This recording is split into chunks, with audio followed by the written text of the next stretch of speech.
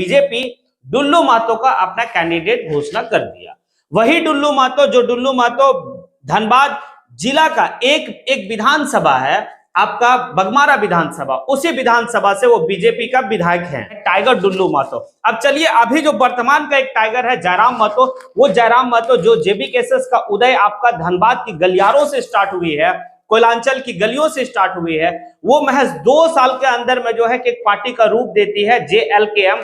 और अब बड़ा दिलचस्प मोड़ आएगा कि क्या जयराम महतो खुद जो है कि धनबाद लोकसभा क्षेत्र से लड़ेंगे चुनाव। जय हिंद, जोहार झारखंड, मैं शमशाद आलम। आज जिस मुद्दे पे बात करने वाले हैं वो मुद्दा है आपका धनबाद लोकसभा सीट पे बीजेपी ने अपना कैंडिडेट का नाम का घोषणा कर चुकी है।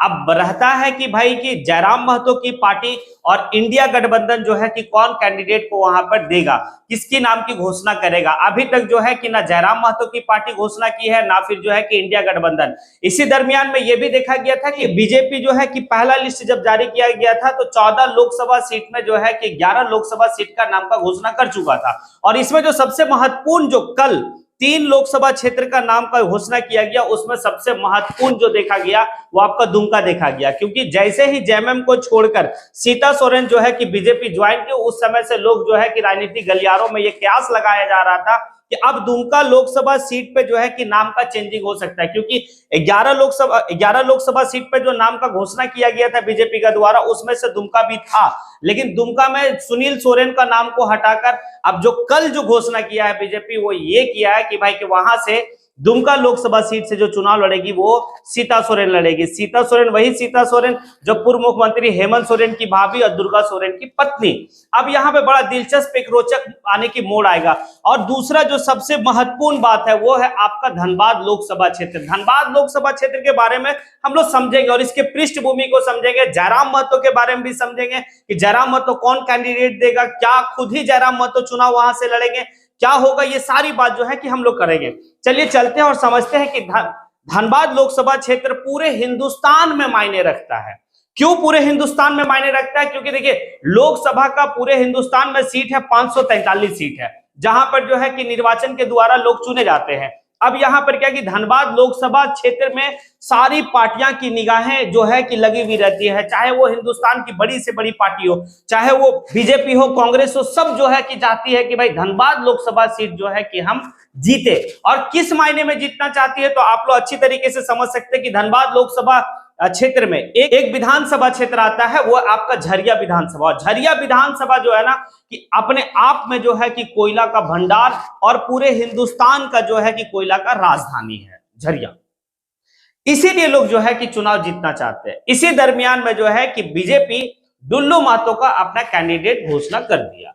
वही डुल्लू महतो जो डुल्लू महतो धनबाद जिला का एक विधानसभा है, आपका बघमारा विधानसभा, उसी विधानसभा से वो बीजेपी का विधायक है और एक कद्दावर नेता है बीजेपी का, और एक मतलब लड़ाकू नेता के रूप में जाने जाते हैं डुल्लू महतो। डुल्लू महतो के बारे में अगर आप जानना चाहते हैं तो फिर धनबाद के उन गलियारों में भी आप पता कर सकते हैं कि उसे भी जो है कि टाइगर के नाम से लोग कहते हैं, टाइगर डुल्लू महतो। अब चलिए, अभी जो वर्तमान का एक टाइगर है जयराम महतो, वो जयराम महतो जो जेबी केसेस का उदय आपका धनबाद की गलियारों से स्टार्ट हुई है, कोयलांचल की गलियों से स्टार्ट हुई है, वो महज 2 साल के अंदर में जो है कि एक पार्टी का रूप देती है JLKM।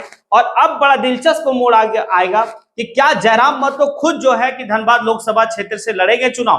क्योंकि धनबाद लोकसभा क्षेत्र जो है कि बड़ा टफ और बड़ा जो है कि बेहतर जो है कि हम कह सकते हैं कि वहां पे कंटेस्ट होगा। लेकिन जयराम महतो पहले ही जो है कि इस बात का मन को बना चुके थे कि भाई हम जो है कि गिरिडीह लोकसभा क्षेत्र से चुनाव लड़ेंगे, क्योंकि हमारा पहला वोटर, हम जो गिरिडीह लोकसभा क्षेत्र का वोटर है, तो मैं खुद अपना वोट जो है, मैं खुद पहला वोट अपने आप को देना चाहता हूं। ये एक उनका तथ्य है कि मैं इसीलिए गिरिडीह लोकसभा क्षेत्र से चुनाव लड़ना चाहते हैं। इसी दरमियान में जब लोग पूछते हैं उनसे क्या आप धनबाद लोकसभा क्षेत्र भी मतलब चुनाव लड़ेंगे, दोनों जगह में लड़ सकते हैं, तो वो कह सकते हैं कि हो सकता है कि हम दोनों जगह से चुनाव लड़ेंगे। क्या सही रहेगा दोनों जगह से जयराम महतो को चुनाव लड़ना? अगर जयराम महतो का दोनों जगह से आने की धनबाद लोकसभा क्षेत्र और गिरिडीह लोकसभा क्षेत्र से अगर चुनाव लड़ते हैं तो क्या स्थिति बनता है, क्या सही रहेगा, आप लोग कमेंट बॉक्स में आके जरूर कमेंट करें। अब यहाँ पर यह है कि भाई धनबाद लोकसभा क्षेत्र में कितना विधानसभा क्षेत्र आता है, बीजेपी की क्या स्थिति बनती है, उसके बाद मतलब जयराम महतो की पार्टी की क्या स्थिति बनती है,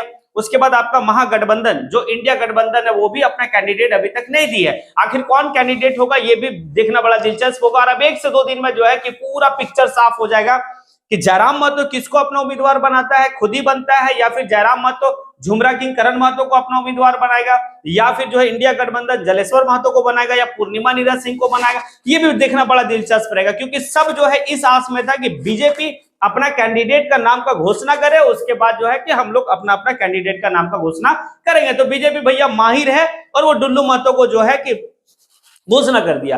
अब यहां अगर पृष्ठभूमि को समझते हैं तो पृष्ठभूमि बड़ा मतलब सिंपल वे में हम लोग देखेंगे कि धनबाद लोकसभा क्षेत्र में 6 विधानसभा क्षेत्र आता है। इस 6 विधानसभा क्षेत्र में 5 विधानसभा क्षेत्र जो है वो बीजेपी के कब्जे में है।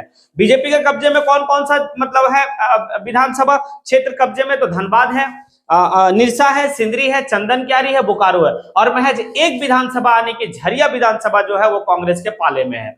लेकिन अगर हम जाति समीकरण के हिसाब से देखते हैं तो यहाँ पर स्थानीय के हिसाब से देखते हैं तो स्थानीय में आपका निरसा दिख जाएगा, चंदन क्यारी, सिंदरी, बोकारो, झरिया में तो थोड़ा सा मिली जुली रहेगा, लेकिन यहाँ पर ये स्थिति बनती है। तो जयराम महतो के लिए भी परफेक्ट बनता है कि धनबाद लोकसभा सीट जो है कि परफेक्ट बनेगा उनके लिए भी।